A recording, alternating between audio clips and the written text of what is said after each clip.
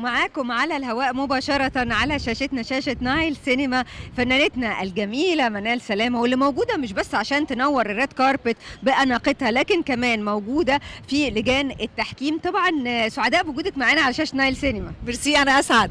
قولي لي بقى المشاركة في لجنة التحكيم هنا في المهرجان، مهرجان الاسكندرية، مهرجان عريق الدورة ال41 الاسكندرانية، محبي للسينما بشكل كبير، ومجموعة من الحقيقة زملاء موجودين معاكي في اللجنة. لما اتعرض عليكي وافقتي ليه وحبيتي التواجد معاهم ليه؟ أنا أولا سعيدة دائما بوجودي في مهرجان اسكندرية السينمائي، ومش أول مرة أكون عضو لجنة تحكيم. أنا كنت عضو لجنة تحكيم مرات عديدة في مهرجانات سينمائية داخل مصر وخارج مصر، ومهرجانات مسرح وتلفزيون كمان.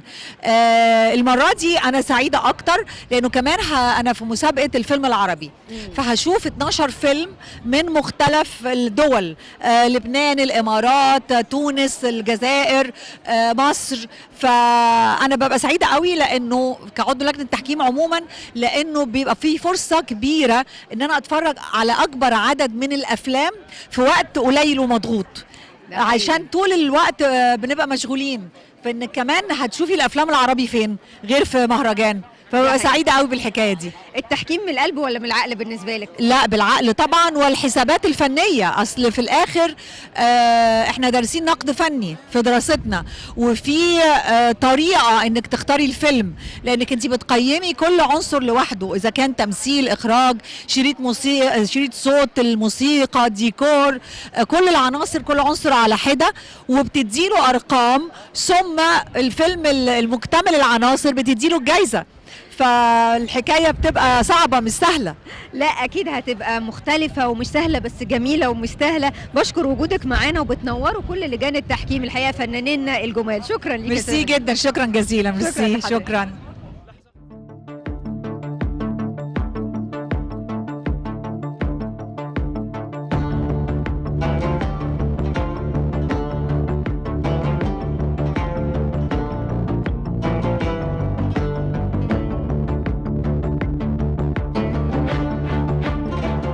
ما تتخضوش من الزحمه دي كلها على نجمنا المكرم في هذه الدوره الفنان احمد رزق، وحماده يلعب ذكريات اسكندرانيه تماما. لا، ذكريات اسكندريه من قبل حماده يلعب. ذكريات اسكندريه بالنسبه لي الطفوله دي بلدي يعني. انا متربي في اسكندريه، مولود في اسكندريه، انا اسكندراني، بعتز ان انا اسكندراني.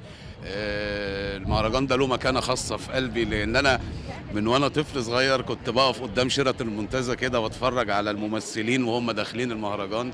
فبحمد ربنا ان انا النهارده من ضمن المكرمين في المهرجان، الحمد لله. لو في ناس بتغششنا من ورا في الكليه كانت فين ورحت فين وعملت، يمكن وشها جميل، والاسكندريه بلد الفن والمبدعين. طبعا. احساسك ايه بقى بالتكريم ونجم؟ انت ما بقتش مش عارفه اصنفك كوميدي. احمد رزق انت بقيت تعمل كل حاجه، وكمان الدراما التلفزيونيه بقيت بتبدع فيها بصراحه، وبتوسع القماشه بشكل كبير. احساسك ايه بالتكريم ده ومن بقى من بلدك هنا من حبايبك؟ بصي، هو انا تكريم في وسط اهلي وناسي، يعني ما استبعدش ان حد من قرايبي يبقى واقف النهارده هنا.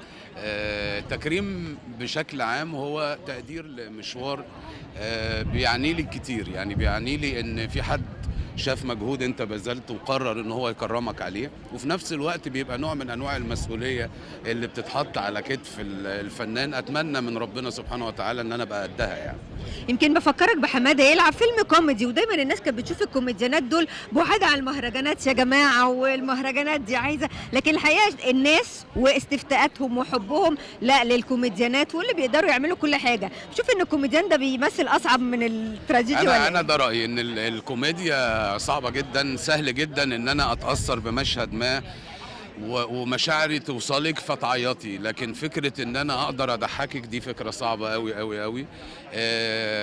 الكوميديا مش حاجه بسيطه، الكوميديا حاجه صعبه ومعقده ومركبه، يعني فيها معادلات. يعني اقول ايه قبل ايه عشان لما اقول الافيه الفلاني يضحك، مش ببساطه التمثيل التراجيدي. يمكن الناس تتخض من اللي انا بقوله، بس هي دي الحقيقه، لان انا بعمل تراجيدي وبعمل كوميدي، فانا عارف ان الصعوبه في الكوميدي، الصعوبه ان انا اضحكك مش ابكيكي دي سهله قوي. صحيح. يعني فكون ان المهرجان بيكرمني وانت شايفاني احد الكوميديانات يعني، فدي حاجه يعني تحترم طبعا وتقدر، وفي الوقت نفسه تدي قيمة للكوميديا، لان بعض الناس بتشوف ان الكوميديا حاجة بسيطة يعني، لكن هي مش حاجة بسيطة. لو هقول لك بقى لو هنغشش في ورقه هتشكر مين النهارده وتدي التحيه لمين؟ لو هتحضر ورقه، لو محضر ورقه، او لو هتفكر تحضر ورقه، مين تقول له شكرا وانا واقف اتكرم دلوقتي بعد سنين من التعب والحب للفن والمعاناه في الفن لغايه لما بقيت احمد رزق؟ تشكر مين اول اسم كده تفتكره؟ عيله ولا اول حاجه زميل؟ لا اشكر في الاول، اشكر والدي رحمه الله عليه، لانه هو اللي حببني في الفن. يعني انا من حسن حظي ان انا اتولدت في بيت في مكتبه. فدي اقل حاجه بالنسبه لاي واحد عايز يبقى فنان. هو اللي علمني ان الثقافه العامه مهمه للممثل. هو كان مخرج سكندري رحمه الله عليه، فده من حظي ان انا اتولدت في بيت بيهتم بالفن سواء كممارسة أو كفرجة. أشكر كل المخرجين اللي اشتغلت معاهم من خلال مسيرتي، أشكر عيلتي، أشكر أولادي، أشكر إخواتي. في حد تتذكروا إنه المكتشف أو اللي قال لك كلمة كده؟ ساعات الواحد حد يكون يقول كلمة يقول لك أنت هتبقى حاجة يا أحمد، ركز طبعا مثلا في التمثيل. لا، في كذا حد الحقيقة، يعني مش عايز أنكر فضل الأستاذ جلال الشرقاوي اللي خدني وأنا واصل من اسكندرية أمتحن اختبارات القبول في المعهد وهو اختارني. ما اقدرش انكر فضل الاستاذ الراحل نور الشريف لما بدات معاه في مسلسل الرجل الاخر. لا، في فنانين كتير انا خايف اقول اسماء فانسى حد، فعشان كده انا حابب اشكر كل الناس اللي اشتغلت معاهم سواء ممثلين او مخرجين او منتجين او مؤلفين. واحنا بنشكر وجودك معانا، بنشكر لك الادوار وبنقول لك بنحبك في كل حاجه، بس اتقل في السينما شويه يعني عايزين نشوف في سينما اكتر. ان شاء الله في كذا فيلم جايين ان شاء الله باذن الله. ان شاء الله. انا مبسوط اني كنت معاك النهارده. وانا اسعد. شكرا ليك يا استاذ احمد. اشكرك يا فندم. شكرا لحضرتك.